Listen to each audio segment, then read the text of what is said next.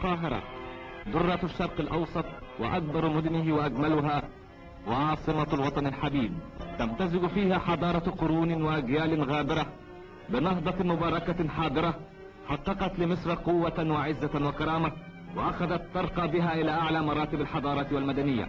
القاهرة في دورها يعيش الناس في هدوء ومودة وصفاء، يظلهم أمن وحب وسلام، ولكن اختار الشر دار من هذه الدور لتكون مركزا لهيئة كانت تتخذ من الدين ستارا يحجب ما تدين به من مبادئ لا يقرها أهل الأرض ولا تحلها شريعة السماء، فهي مبادئ التعصب والإرهاب والقتل والتدمير.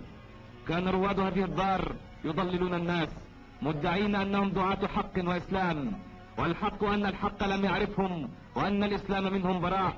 الحق أنهم استغلوا الدعوة السمحة الكريمة فيما حرم الله.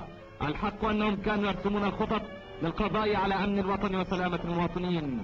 نعم، كان هذا هدفهم وما قصدوا إليه، وكان هذا سبيلهم أن يطلقوا الرصاص ويفجروا القنابل وسط السكان الآمنين. تذكرون حادث شبرا وتذكرون أبشع صور للإرهاب والتدمير، وهؤلاء ضحاياه مصريون رجال وأطفال ماذا جنوا ليلقوا هذا المصير الفاجع، لكنه السراب الخادع والبريق الزائف الذي أعمى قلوب الطامعين وعقولهم وبصائرهم، وأوهمهم أنهم بهذه الأسلحة الفتاكة يستطيعون الوصول إلى ما يبتغون، فجمعوا كل ما وصلت إليه أيديهم.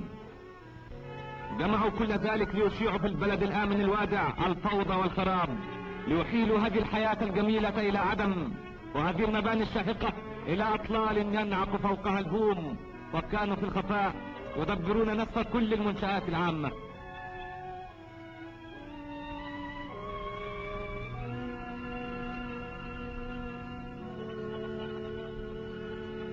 حتى المستشفيات لم تكن بعيدة عن أهداف التدمير والتخريب. كانوا يريدون أن تكون القاهرة إلى مثل ما كانت عليه يوم نكستها الكبرى، يوم تأمرت عليها الخيانة فأحلتها إلى خرائب وأنقاض، إلى مثل ما كانت عليه يوم 26 يناير عام 1952.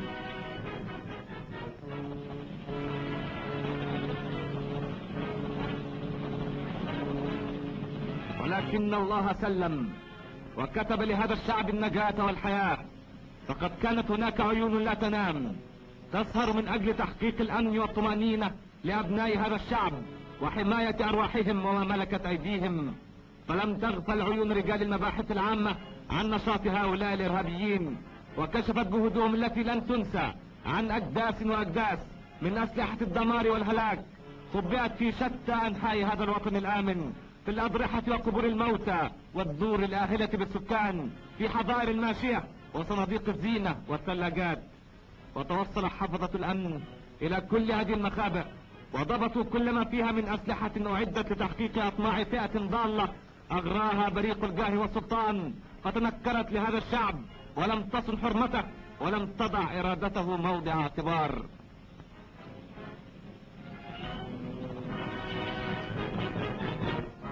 ولكن إرادة الشعب من إرادة الله، فوقف المتهمون أمام محكمة الشعب ليصدر حكمه عليهم وعلى ما اقترفوا في حقه من آثام وما دبروه لكيانه من دمار وخراب، وليلقوا جزاء ما عدوا ودبروا وقتلوا. وقال الشعب كلمته، فأدان منهم من ثبت اشتراكه في هذه الجرائم البشعة المروعة، وبرأ منهم من لم تثبت عليه تهمة، من اتقى ربه وعرف للوطن حقه.